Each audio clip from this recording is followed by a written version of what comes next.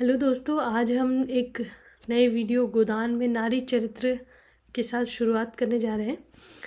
इसके अलावा और जो वीडियोस गोदान के हैं और इसके अतिरिक्त 2 प्रश्नों के, उसकी पूरी प्लेलिस्ट हमने इस लिंक के इस वीडियो के डिस्क्रिप्शन में डाल दी है। आप वहाँ जाके पूरा प्लेलिस्ट देख सकते हैं। उससे आपके एमएचडी के एग्ज़ाम की तैयारी अच्छे से हो सकती है। तो आइए आज पढ़ते हैं कि गोदान में नारी चरित्र के उद्देश्य के बारे में। तो शुरू करते हैं। हिंदी उपन्यास एवं कहानी पाठ्यक्रम की यह तीसरी इकाई है। पिछले 2 इकाइयों में क्रमशः भारतीय किसानों का जमींदार, महाजन, पुरोहित और अधिकारी तथा पुलिस द्वारा होने वाले शोषण का यथार्थवाद चित्र प्रस्तुत किया गया है। राष्ट्रीय आंदोलन में किसानों की अस्तित्व, रक्षा चेतना की अभिव्यक्ति तथा आज़ाद भारत की परिकल्पना से आप परिचित हुए। इस इकाई के अध्ययन के बाद आप नारी जीवन के प्रति प्रेमचंद्र के दृष्टिकोण को जान सकेंगे। गोदान में प्रस्तुत किसान नारी और मध्यम वर्गीय नारी चरित्र की विशेषताओं से परिचित हो सकेंगे। इसके अलावा उच्च जाति पुरुषों की दलित स्त्री के प्रति हीन दृष्टि और यौन शोषण संबंधी मानसिकता को समझ सकेंगे। प्रेमचंद्र की नारीत्व की अवधारणा से परिचित हो सकेंगे। तो आइए जानते हैं।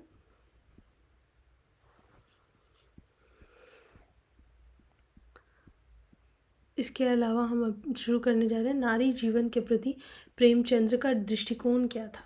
तो ये सही है कि गांव जीवन का केंद्रीय पात्र होरी है और होरी के किसान बने रहने की चिंता लेखक की मुख्य चिंता है।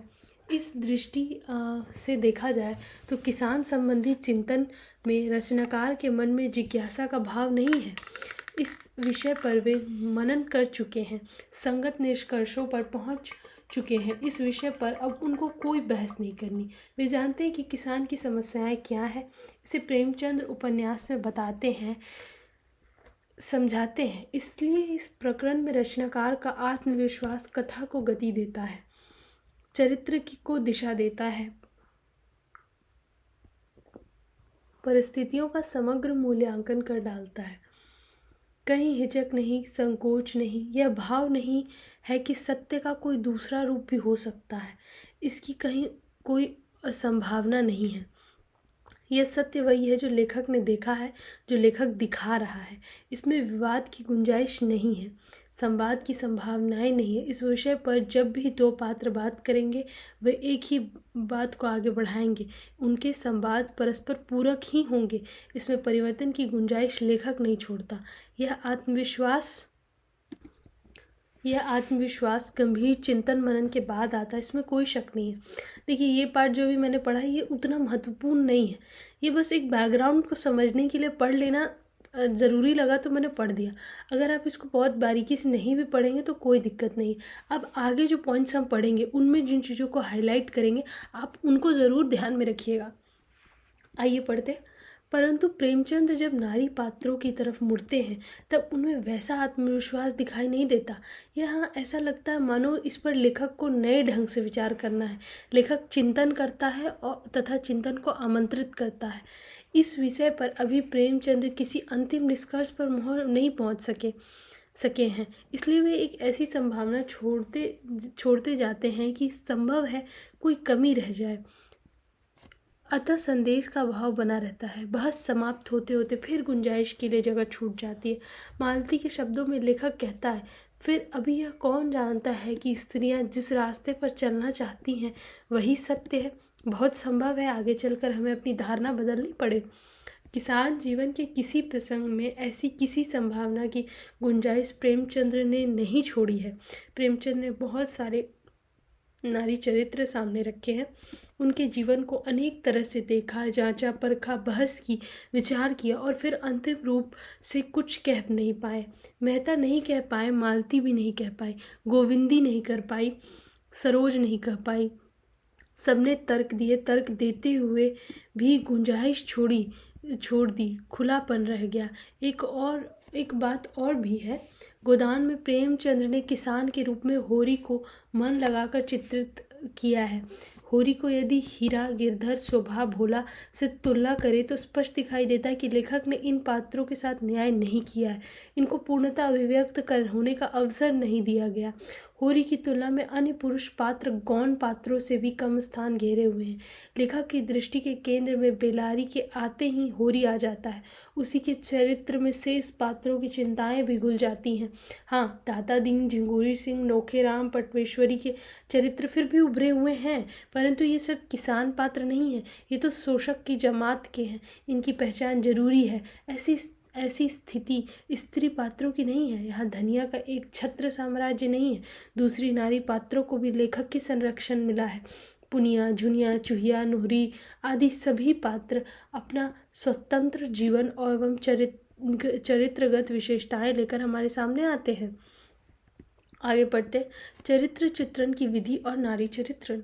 प्रेमचंद्र अपने पात्रों का चरित्र चित्रण करने के लिए आमतौर पर 4 विधियों का प्रयोग करते हैं। इस विधि के अनुसार लेखक स्वयं प्रस्तुत पात्र के बारे में अपनी राय देता है, उसके जीवन की कुछ घटनाओं का विवरण देते हुए उसके चरित्र के बारे में अपने निष्कर्ष बताता रहता है, जिससे पाठक उस पात्र के बारे में एक विशेष प्रकार की राय बनाते हुए कथा में प्रवेश करता है। इस स्थिति में कई बार प्रेमचंद्र रॉ में बह जाते हैं। वर्णन करते समय प्रस्तुत संदर्भ को ध्यान में रखते हुए अतिरंजित बातें लिख दे जाते हैं। वे कई बार ऐसी बातें भी लिख जाते हैं जिनका किसी पात्र के भावी विकास से कोई संबंध नहीं होता।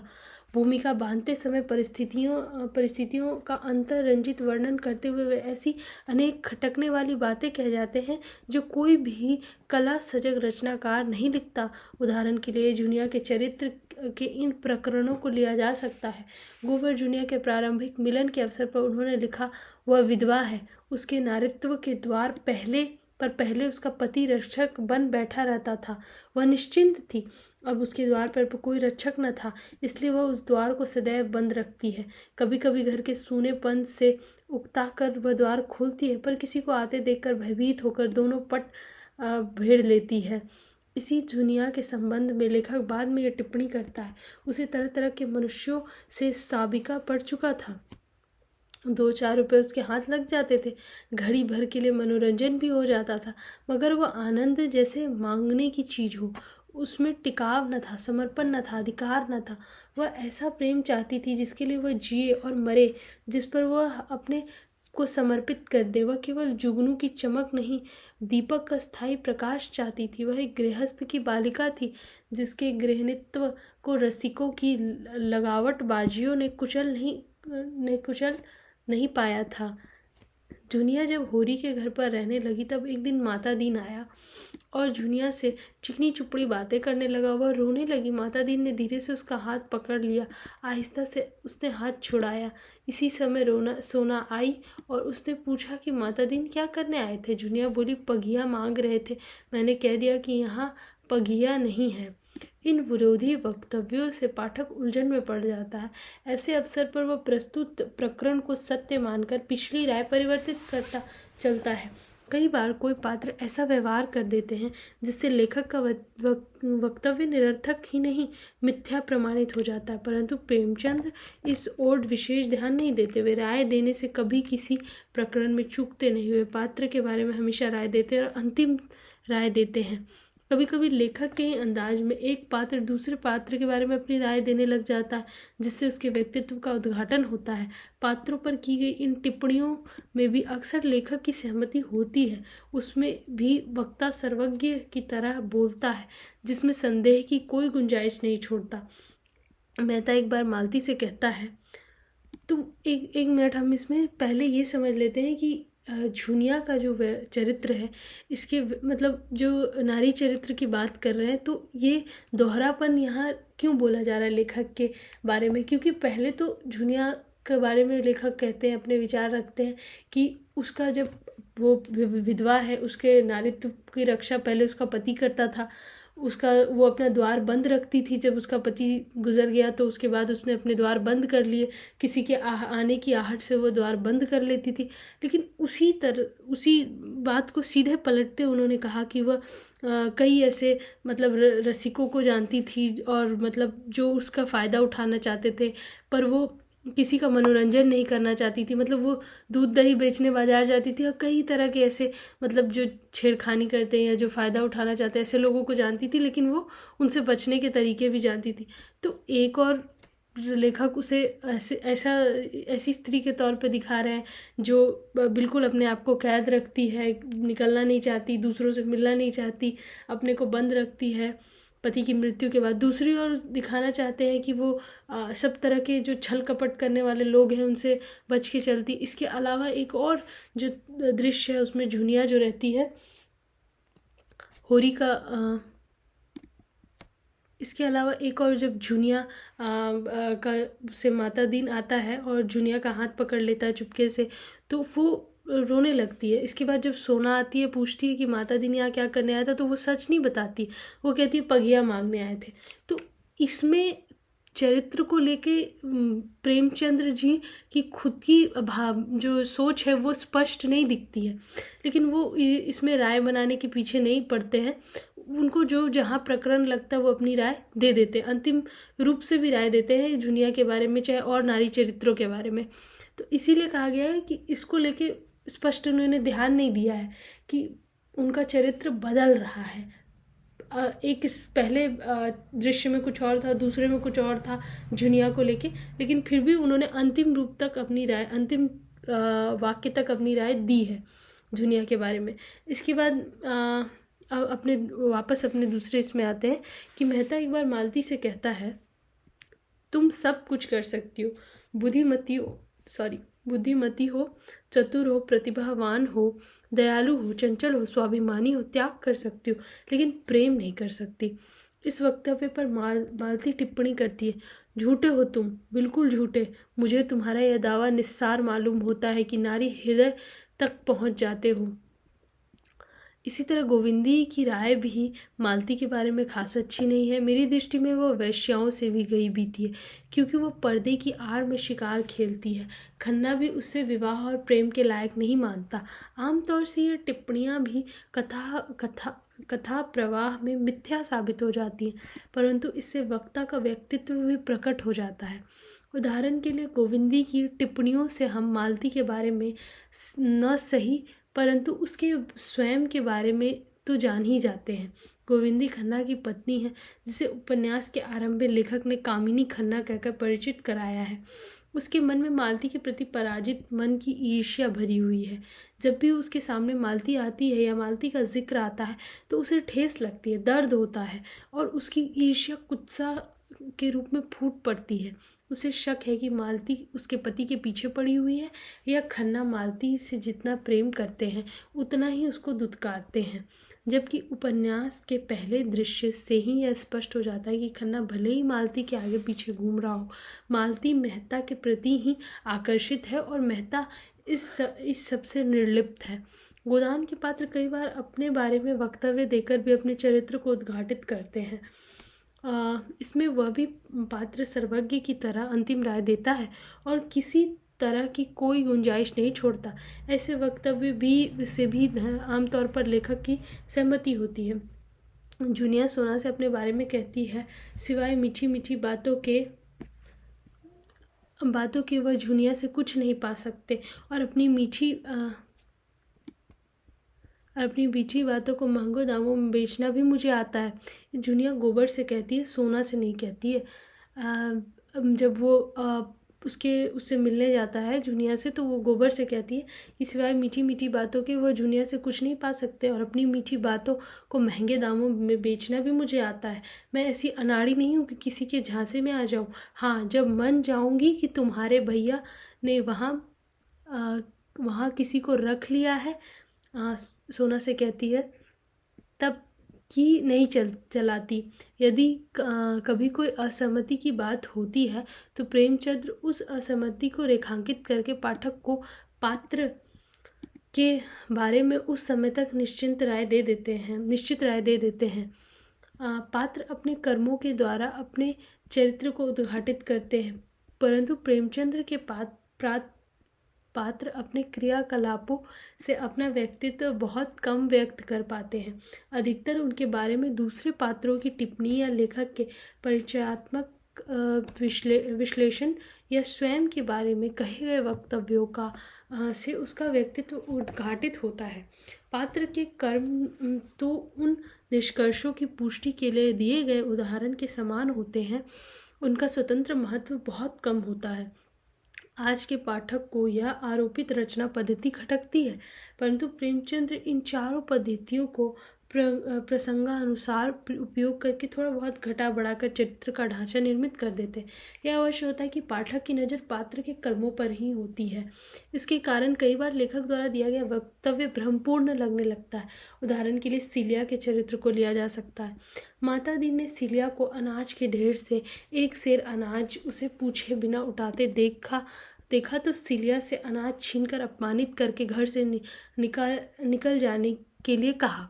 प्रेमचंद्र ने इस प्रसंग को चित्रित करके पुरुष प्रधान समाज में स्त्री के हो रहे शोषण और उसके अधिकारों के हनन को दर्शाया है। यहाँ सीलिया माता दीन की व्याहता नहीं है और वह दिन रात मेहनत मजदूरी करके अपना पेट खुद पाल रही है। माता दीन ने केवल शारीरिक आकर्षण के कारण सीलिया से बिना विवाह किए घर पर रखा है। माता दीन को सीलिया का अनाज के ढेर से एक सेर अनाज उठा लेना उसकी चल अचल संपत्ति में हिस्सेदारी दर्शाने की कोशिश लगती है। प्रेमचंद ने भी इस प्रसंग को आर्थिक सत्ता या भागीदारी तक ही जोड़ा है, लेकिन यदि गहराई से देखा जाए तो इसके कई पहलू हमारे सामने उभर कर आते हैं। सीलिया का निम्न जाति होना उसके जीवन की त्रासदी का सबसे अहम पहलू है।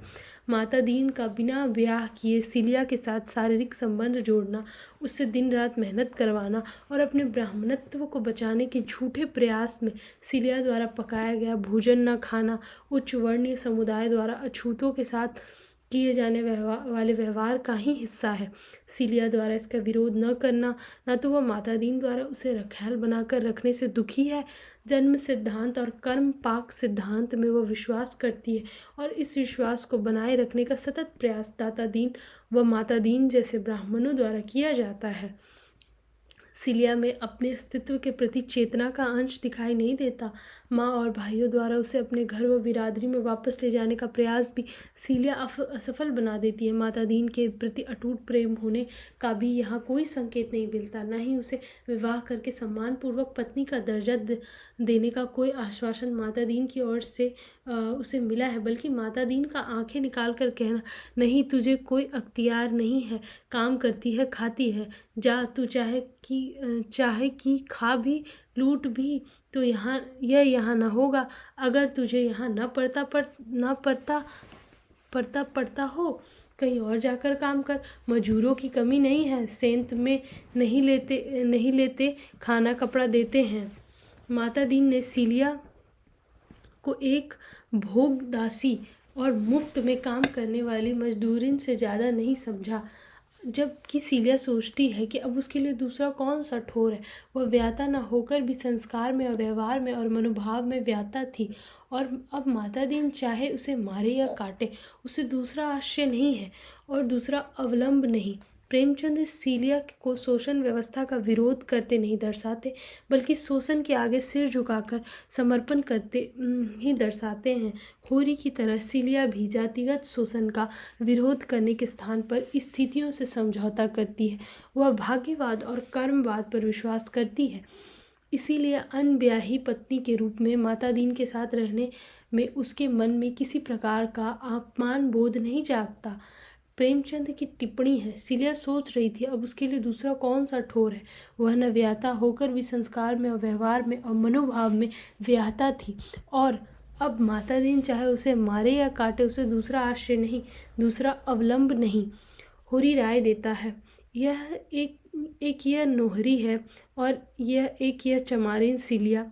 देखने सुनने में उसे लाख दर्जे अच्छी है, चाहे दो को खिलाकर खाए या राधिका बनी घूमे, लेकिन मजदूरी करती है, भूखों मरती है और मतई के नाम पर बैठी है और वह निर्दयी बात भी नहीं पूछता। इस सीलिया को कई दिनों बाद माता दीन ने होरी के हाथों 2 रुपये भिजवाए। इससे सीलिया अत्यंत प्रसन्न हुई। अपनी इस प्रसन्नता को बांटने के लिए वह रात में नदी नाले पार करके अपनी हम उम्र सहेली सोना के ससुराल पहुंच जाती। वहां एकांत में सोना के पति मथुरा से भेंट होती। क्षण भर की बातचीत में सिल्लो का मुंह उसके मुंह के पास आ गया था और दोनों की सांसें और आवाज़ें और देह में कंपन हो रहा था। बेशक उस स्खलन क्षणिक था। लेखक ने तत्क्षण सोना को भेजकर इस क्षण में सीलिया को बचा लिया, परंतु इस क्षण की नाजुक बेला में सीलिया के चरित्र की गति तो उद्घाटित हो गई। भले ही यह प्रकरण मनोवैज्ञानिक दृष्टि से एकदम स्वाभाविक है, प्रेमचंद इस क्षणिक आवेग को महत्वहीन मानते हैं और माना भी है। परंतु इस क्षण सीलिया का चरित्र लेखक और होरी के कथनों के विपरीत तो हो ही गया। गोदान में प्रस्तुत किसान नारी पात्र। प्रेमचंद ने किसान नारी की पीड़ा एवं दर्द को किसान जीवन की त्रासदी के साथ ही प्रस्तुत किया है। होरी के घर में अनाज नहीं है, इसका दर्द होरी को भी है और धनिया को भी। पुनिया के घर से एहसान में अनाज पाकर धनिया की जो हेठी हुई है उसे परमात्मक पीड़ा किसान जीवन की पीड़ा है। इसी तरह होरी जब बाहर से लौट कर आता है तो धनिया उसके सीधेपन पर या भलमन साहत पर खींचती है, होरी को कोसती है। यह होरी धनिया का साझा अनुभव है। यह मात्र धनिया की परेशानी नहीं, धनिया से लताड़ खाता हुआ होरी धनिया से सहमत भी होता है। इस रूप में धनिया होरी की चेतना का दूसरा पक्ष है, उसी का अधूरा भाग है जिसे होरी ने अपने मन में नष्ट कर दिया। परंतु प्रेमचंद ने उस चेतना को धनिया की काया में गढ़कर मूर्तिमान कर दिया। गरीबी, शोषण, अन्याय, अत्याचार, भूखमरी का धनिया का दर्द साझा पारिवारिक दर्द है जिसे होरी भी झेलता है। होरी और धनिया की लड़ाई और विवाद भी उनका अंतर संघर्ष कहा जाए तो कोई अतिशयोक्ति नहीं है। इसलिए हम देखते हैं कि उनके आपसी संघर्ष पारिवारिक विघटन तक नहीं पहुंच पाते। उनके बीच बातचीत बंद हो सकती है, यह कई दिनों तक चल सकती है, परंतु इनमें से कोई भी यह नहीं सोचता है कि एक दूसरे को त्याग दे। प्रेमचंद के मन में इसकी बड़ी गाढ़ी तस्वीर है जिसे उन्होंने मन लगाकर चित्रित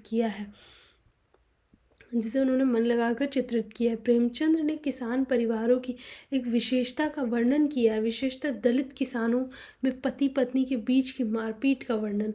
मध्यम वर्गीय जीवन में इसकी कल्पना नहीं की जा सकती। यदि वहाँ मारपीट हो जाए तो विवाह विच्छेद निश्चित है, क्योंकि मध्यम वर्गीय स्त्रियां अपने अस्तित्व बोध के प्रति सचेत हैं, जैसा कि राय साहब की पुत्री एवं दामाद के बीच हुआ। गोवर गांव छोड़कर शहर जा रहा था तो रास्ते में एक स्थान पर पति पत्नी आपस में लड़ झगड़ रहे थे। पति ने उससे घर चलने का आग्रह किया, पत्नी ने इनकार कर दिया। देर तक आरजू मिन्नत करने के बाद पति को क्रोध आया और वह उसे घसीटने लगा। इस झगड़े के बीच में गोबर बोल पड़ा। अब विवाद गोबर और पुरुष के बीच होने लगा। गोबर पत्नी का पक्ष ले रहा था। दोनों में मारपीट होने ही वाली थी कि युवती बोली, तुम क्यों लड़ाई करने का पर उतारू हो जी, अपनी राह क्यों नहीं जाते? यहाँ कोई तमाशा है? हमारा आपस का झगड़ा है, कभी वह मुझे मारता है, कभी मैं उसे डांटती हूँ, तुमसे मतलब। फिर थोड़ी देर बाद वह युवती गृहिणी बन गई और मारपीट गाली गलौज को भूल भाल कर प्रेमपूर्वक ऐसे बात करने लगी जैसे कहीं कुछ हुआ ही नहीं। हीरा पुनिया के बीच भी प्रेमचंद ने उसका भी वर्णन किया। हीरा बहू अपने घर की मालकिन थी, उसी के विद्रोह से भाइयों में अलगौजा हुआ था। धनिया को परास्त करके शेर हो गई थी। हीरा कभी कभी उसे पीटता था। अभी हाल ही में इतना मारा था कि वह कई दिनों तक खाट से उठ न सकी, लेकिन अपना अधिकार वह किस तरह से न छोड़ती थी। हीरा क्रोध में उसे मारता था, लेकिन चलता था उसी के इशारों पर, उस घोड़े की भांति जो कभी कभी स्वामी को लात मारकर भी उसी के आसन के नीचे चलता है। गोबर झुनिया के बीच में भी झगड़ा हुआ था, यहाँ तक कि सीधा साधा गमखोर होरी भी धनिया को पीटने लग जाता है। इस मारपीट और झगड़े के कई दिनों तक अबोला रह जाता है। यह अबोला किसी प्राकृतिक विपदा या संकट के समय समाप्त हो जाता है तथा वह दाम्पत्य जीवन पुनः अपनी गति पकड़ लेता है। गोबर झुनिया का झगड़ा हुआ, दोनों के बीच संवादहीनता आ गई है। इस बीच मिल में हड़ताल हुई और वहाँ झगड़े में गोबर बुरी तरह घायल होकर घर पहुंचा। झुनिया ने गोबर की वह चेष्टाहीन लोथ देखी तो उसका नारित्व जाग उठा। उसके तन मन से गोबर की सेवा शुश्रूषा की। तन मन से की उसने।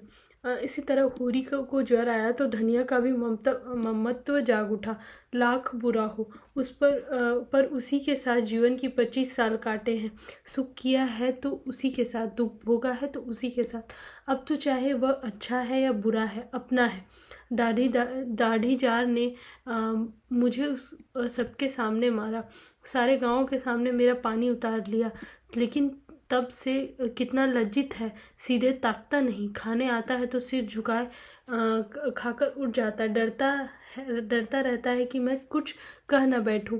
गोदान के किसान दाम्पत्यों के बीच संघर्ष पारिवारिक विघटन तक न पहुंचने का कारण वही नहीं है जो प्रेमचंद सोच रहे हैं। सहचर्यजन्य प्रेम अथवा एक दूसरे के प्रति त्याग की भावना जैसी आदर्शवादी स्थिति होने का आभास पैदा किया गया है। वास्तविकता यहाँ पितृसत्तात्मक प्रभाव को स्पष्ट रूप से देखते हैं। स्त्री की अधीनता व सामाजिक दबाव के कारण सभी किसान नारी चरित्र पति के द्वारा किए गए अपमान उत्पीड़न को चुपचाप सहती नजर आती है। कोई भी विद्रोह या विरोध नहीं करती। पति पत्नी में झगड़े तो होंगे ही, या यह हमारा आपस का झगड़ा है, लाख बुरा हो पर उसी के साथ जीवन के 25 साल काटे, जैसे सांत्वना भरे शब्दों से सभी नारी चरित्र अपने आप को रिझाते हुए दिखते हैं। दाम्पत्य जीवन के फिर से उसी गति से चल पड़ने पर प्रेमचंद काफ़ी संतुष्ट दिखते हैं, लेकिन गोदान के गांव की नारी अधिकारहीन व अधीन है। परिवार के द्वारा लिए गए किसी निर्णय में उसकी सहभागिता नहीं है। अशिक्षित होने के कारण अपने अस्तित्व के प्रति सजग नहीं है। यही कारण है कि ग्रामीण स्त्री अवहेलना, अपमान और उत्पीड़न को चुपचाप सहने के लिए बाध्य है। बहुत हुआ तो विरोध का रूप कुछ दिनों तक अबोला रहने तक सीमित रह जाता है। इसके अलावा प्रेमचंद ने ग्रामीण जीवन में विवाहेतर यौन संबंधों का वर्णन भी किया है। इस प्रकरण में प्रेमचंद ने समाज के उत्पीड़क वर्गों द्वारा दलित वर्ग की स्त्रियों के यौन शोषण का मुद्दा उठाया है। पटेश्वरी सरकार बहादुर के नौकर हैं। उनके बारे में लोगों का ख्याल था कि वह अपनी विधवा कहारिन को रखे हुए हैं। इधर राय साहब के कारिंदे नोखे राम को जब मौका मिला तो भोला की नई पत्नी नोहरी को अपने घर रख लिया। जैसा बाप वैसे ही उनके बेटे। दशहरे की छुट्टियों में झिंगुरी पटेश्वरी नोखेराम के लड़के घर आए। तीनों दिन भर ताश खेलते, भांग पीते और छैला बने घूमते। वे दिन भर कई बार होरी के द्वार की ओर ताकते हुए निकलते, और कुछ ऐसा संयोग था कि जिस वक्त वे निकलते उसी वक्त सोना भी किसी न किसी काम से द्वार पर आ खड़ी होती। इनके अलावा प्रेमचंद ने पंडित दातादीन के पुत्र मातादीन और सिलिया चमारिन के बीच चल रहे प्रेम संबंधों का विस्तृत वर्णन किया है। इस प्रकरण में सिलिया के एकाग्र प्रेम भावना और मातादीन की चरित्रहीनता का वर्णन उन्होंने एकाधिक बार किया है। सिलिया मातादीन के झूठे प्रेम जाल में फंसी है। वह समझती है कि मातादीन ब्राह्मण होकर भी चमारिन सिलिया को पत्नी के रूप में घर में रखा है तो जरूर उसके मन में सिलिया के प्रति अटूट प्रेम है। अपनी बिरादरी का विरोध सहकर भी मातादीन सिलिया को अपनी पत्नी के रूप में घर में रखता जरूर है, लेकिन उसका प्रेम केवल शारीरिक है। सिलिया के यौवन भरे शरीर के प्रति वह आकर्षित है। निम्न जाति की सिलिया को वह मन बहलाने वाले खिलौने की तरह समझता है। सिलिया के साथ शारीरिक संबंध रखने पर उसे कोई छुआछूत या ब्राह्मण होने का अहम का एहसास नहीं होता, लेकिन सिलिया द्वारा पकाया गया खाना वह नहीं खाता।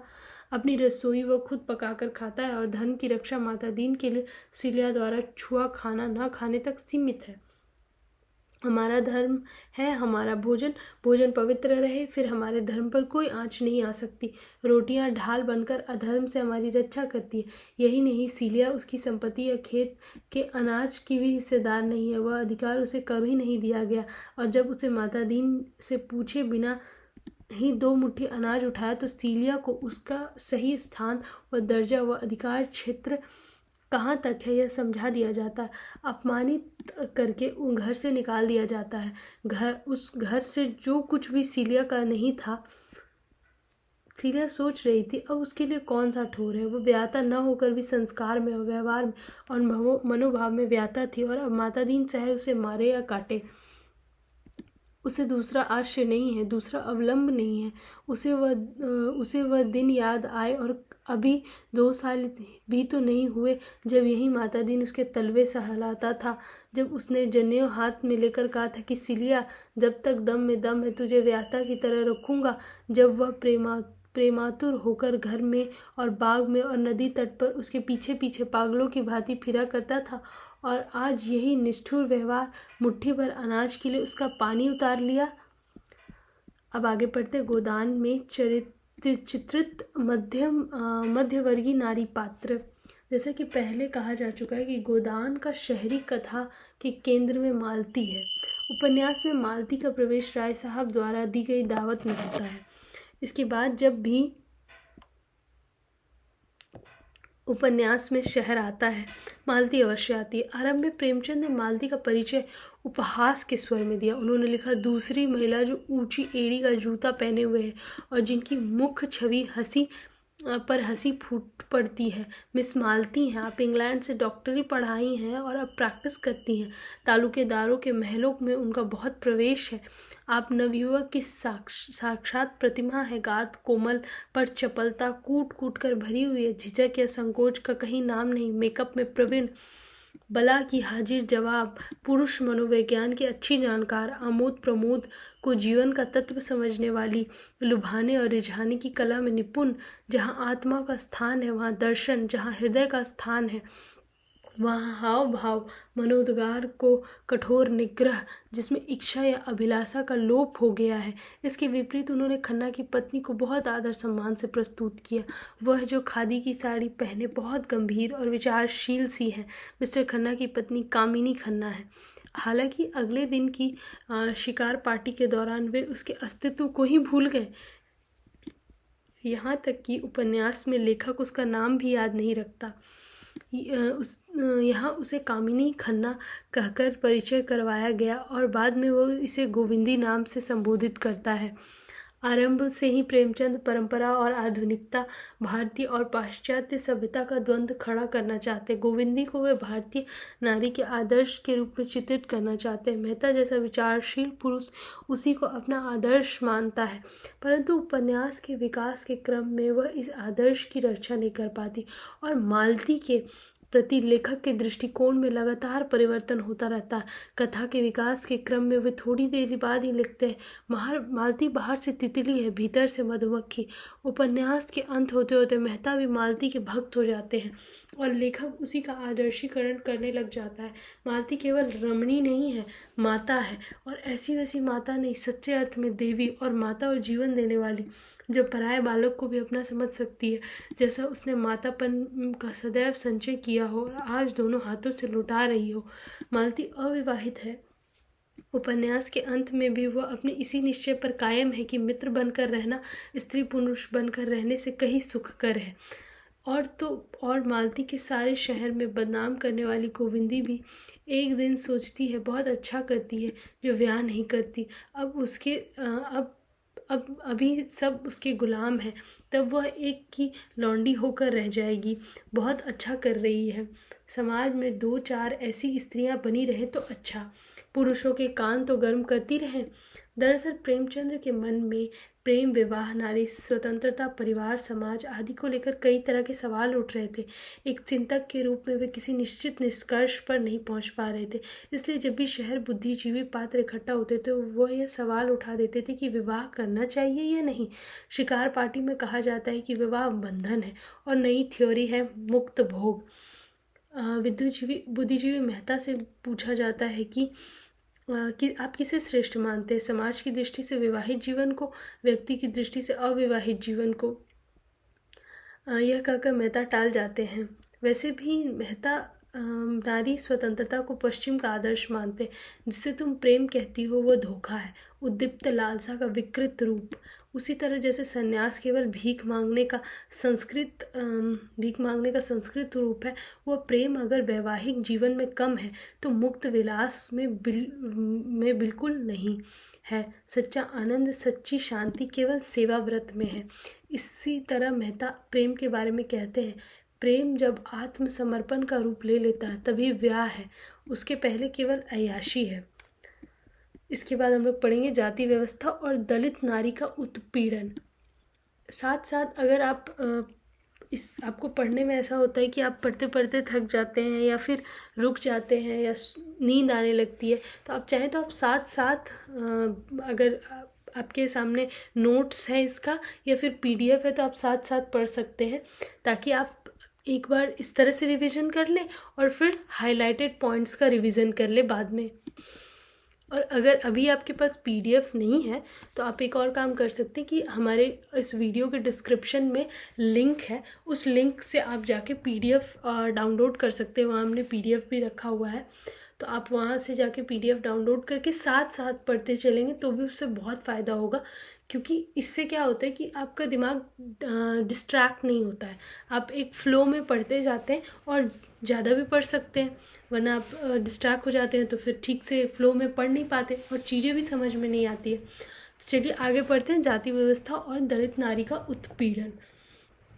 राष्ट्रीय आंदोलन के दौरान ही देश के विभिन्न क्षेत्रों में सामाजिक सुधार आंदोलन भी जोरों पर था।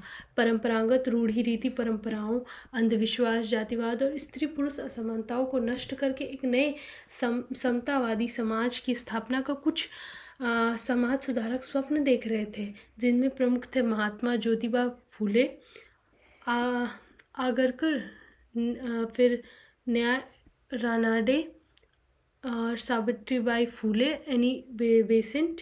स्त्री पुरुष समानता, शिक्षा का अधिकार और जाति के आधार पर समानता को स्थापित करने के लिए महात्मा ज्योतिबा फूले और सावित्री बाई फूले ने पुणे में सत्यशोधक समाज की स्थापना की।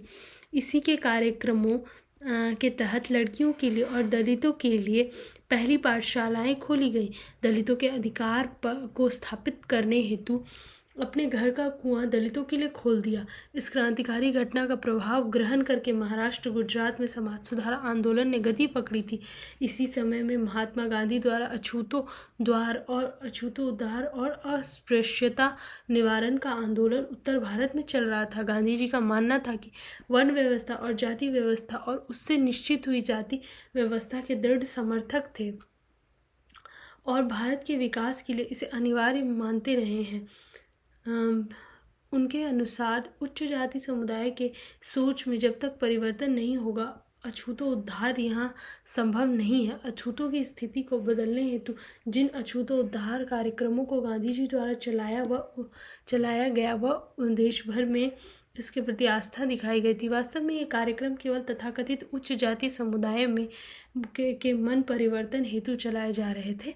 इसमें संघर्ष करने अथवा परिवर्तन लाने के प्रति प्रतिबद्धता का कोई अंश नहीं था, बल्कि कांग्रेस व उनके अनुयायियों के इस कार्यक्रम को रोमानी अधिक बनाया। अतः अछूत समस्या को खत्म करके समानता के आधार पर नई समाज रचना का कोई कारगर प्रयास हुआ नहीं। नतीजन आज भी जाति व्यवस्था का वही कट्टर स्वरूप स्वतंत्रता के 52 वर्षों बाद भी दिखाई देता है। दलित, आदिवासी व पिछड़े के सामूहिक नरसंहार जैसी घटना आज भी हो रही है। मानसिक परिवर्तन के साथ साथ यदि सामाजिक व आर्थिक परिवर्तन के कार्यक्रम गांधी जी द्वारा सोचकर लागू किया जाता तो शायद कुछ परिवर्तन के चिन्ह समाज में दृष्टिगत होते। उच्च जाति समाज के मन परिवर्तन से यह संभव है। परिवर्तन या चेतना के जगाने के यह प्रयास नहीं थे। क्रांतिकारी कदम उठाने का इसमें कोई प्रयास नहीं था। अतः परिणाम यह हुआ कि हरिजन कहे जाने वाले समुदाय भी अपने काम को और अस्तित्व को स्वर्ण समाज द्वारा स्वीकार किए जाने की अनंत समस्या तक बाट जोहता रह गया। प्रेमचंद्र के गोदान पर इसी विचारधारा का प्रभाव हमें स्पष्ट रूप से दिखाई देता है। उनका कोई भी दलित पात्र अपनी सामाजिक स्थिति के लिए जिम्मेदार धर्म, वर्ण व्यवस्था, जाति व्यवस्था और स्वर्ण समाज को कोई प्रश्न नहीं करता।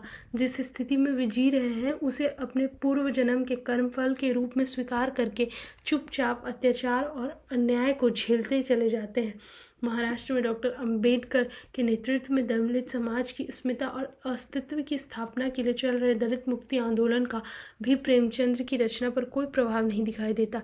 सीलिया चमारिन का माता दीन के प्रति समर्पण और मुख प्रेम कोई अलौकिक प्रेम नहीं है। विवशता और विवंजना का प्रेम का ही परिणाम है।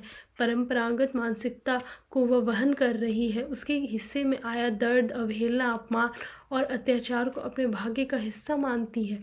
कहीं पर भी विद्रोही स्वर सुनाई नहीं देता। माता दीन के खेत में रात दिन काम करने पर भी एक सेर अनाज उठाने का उसे हक नहीं था। केवल 2 वक्त की रोटी और साल भर में एक साड़ी देकर बंधुआ मजदूर की तरह उससे व्यवहार किया जाता है। माता दीन द्वारा सीलिया के साथ यौन संबंध स्थापित करके उसे एक मामूली मजदूरी नहीं माना, पुरोहितवादी प्रवृत्ति का ही प्रदर्शन है। सीलिया के पूछने पर तुम्हारी चीज में मेरा कुछ अख्तियार नहीं है तो जाति दर्प से भरे शब्दों में माता दीन का यह उत्तर, नहीं, तुझे कोई अख्तियार नहीं है।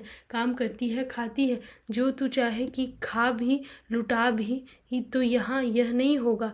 अगर तुझे यहाँ न पड़ता हो कहीं और जाकर काम कर। मजदूरों की कमी नहीं है, सेत में नहीं लेते, खाना कपड़ा देते हैं। माता दीन सीलिया के यौन शोषण को सवर्णों का अधिकार मानता है। सीलिया इस शोषण को चुपचाप सहते चली जाती है। उसमें विद्रोह की कोई कुलबुलाहट नजर नहीं आती। अब भी उसके मन में माता दीन के लिए स्नेह ही है। उसका धर्म लेकर तुम्हें क्या मिला? अब वह मुझे भी न पूछेगा, लेकिन पूछे न पूछे रहूंगी तो उसी के साथ। वो मुझे चाहे भूखो रखे, चाहे मार डाले, पर उसका साथ न छोड़ूंगी। अपमानित होकर भी माता दीन का साथ न छोड़ने का दृढ़ निश्चय और बिरादरी परिवार जनों से दूर होने का कोई गम न होना सीलिया के भीतर अस्तित्व और अस्मिता के प्रति सचेतना की कमी को दर्शाता है। प्रेमचंद्र शोषण की जातिगत प्रवृत्तियों को बहुत प्रखरता से उभार नहीं सके और गोदान में दलित चेतना का स्वर जिस प्रखरता से उभरना चाहिए था वह नहीं उभरा। प्रेमचंद्र समाजवादी विचारधारा से बहुत प्रभावित थे और तब तक समाजवादी विचारधारा के एजेंडे पर दलितों के सामाजिक उत्पीड़न को खत्म करने का कोई कार्यक्रम स्वीकार नहीं किया गया था। प्रेमचंद्र की दृष्टि में नारीत्व की अवधारणा, दरअसल प्रेमचंद्र इन पात्रों के द्वारा नारी की असली रूप को उद्घाटित करना चाहते हैं। उनकी सहानुभूति नारी के मातृत्व रूप के साथ है। वे उसी को महत्व देते हैं तथा रमणीय रूप की उपेक्षा करते हैं, परंतु इस उलझन में वह फंस जाते हैं। क्या दोनों रूप एक दूसरे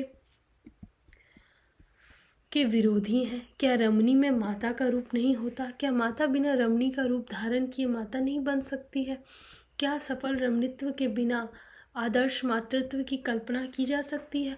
नारी के प्रेमचंद्र के नारी विषयक विचारों की जानकारी से ऐसे अनेक सवाल उठते हैं जिनका उत्तर उनके साहित्य में नहीं मिलता। दरअसल पाश्चात्य सभ्यता का भारतीय समाज पर जो प्रभाव पड़ रहा है उसे प्रेमचंद का किसान संदेह मिश्रित सराहना के भाव से देखता है। वे समाज में मालती के आगमन को चिंतित आंखों से देखते हैं। कुछ अनिश्चय, अनिर्णय उनके मन में बना रहता है। दरअसल प्रेमचंद्र को गृहस्थ जीवन की जानकारी बहुत यथार्थपरक है। उन्होंने गोदान में गृहस्थ नारियों के मनोभाव, चरित्र, प्रकृति, स्वभाव को मूर्त और सजीव रूप में उपस्थित किया है। इसलिए धनिया, जुनिया, पुनिया, यहाँ तक कि नोहरी का वर्णन भी जितना यथार्थवादी है उतना ही वे युवतियों के वर्णन में कच्चे दिखाई देते हैं। विवाह पूर्व के प्रेम प्रकरणों, आकर्षण विकर्षण की स्थितियों के वर्णन में वे निहायत सामान्य मनोवैज्ञानिक जानकारियां से काम चलाते हैं। गोबर जुनिया के प्रेम प्रसंग निहायत बेसुरा और हास्यास्पद स्तर तक अयथार्थवादी है। ये प्रेम प्रसंग सुने सुनाए और दूर दूर से देखे या कल्पित होने के कारण रचनात्मक ऊष्मा से परिपूर्ण नहीं है। लेखक इन प्रकरणों को जल्दी जल्दी निपटाकर पीछा छुड़ाना चाहता है। आगे गंभीर मसला है, उस पर बात करनी है। ऐसी शक्ल बनाकर इन प्रकरणों को छलाऊ रंग में रंग दिया गया है। हाँ, घर बसाने के बाद वह युवती कैसी रहती है, उसका बनना संवरना या बिगड़ना सब उनकी पकड़ में है। सोना, रूपा या नोहरी का यथार्थवादी वर्णन वे कर जाते हैं। प्रेमचंद्र स्वस्थ, टिकाऊ गृहस्थ प्रेम का समर्थन करते हैं तथा आकर्षण या प्रदर्शन प्रिय प्रेम का विरोध करते हैं। उन्हें 2 प्रकार के प्रेम की परिकल्पना की और दोनों में विरोध खड़ा किया। एक प्रेम आकर्षण से उत्पन्न होता है जिसके मूल में स्वार्थ सिद्धि का भाव रहता है। यह अस्थायी होता है और जल्दी ही नष्ट हो जाता है। सच्चा प्रेम सेवा से उत्पन्न होता है जिसमें आत्म बलिदान का भाव रहता है। यह अंततः श्रद्धा में परिणत हो जाता है। स्थायी रहता है। प्रेमचंद्र इस सहचर्य जन्य प्रेम को नारी जीवन का आदर्श मानते हैं जो होरी धनिया में है। मेहता मालती का संबंध प्रेमचंद की समझ में नहीं आता, इसलिए वे उनके संबंधों को अधूरा और अनिर्णित छोड़कर उपन्यास को समाप्त कर देते हैं। तो ये आज गोदान का जो 3 पार्ट इम्पॉर्टेंट था वो हमने तीनों पार्ट कंप्लीट कर दिया। अब इससे आने वाले वीडियो में हम धरती धरना आपना का जो भी इम्पॉर्टेंट पार्ट है वो कवर करेंगे, ताकि एग्ज़ाम आने से पहले आपका एक बार रिवीजन अच्छे से हो जाए।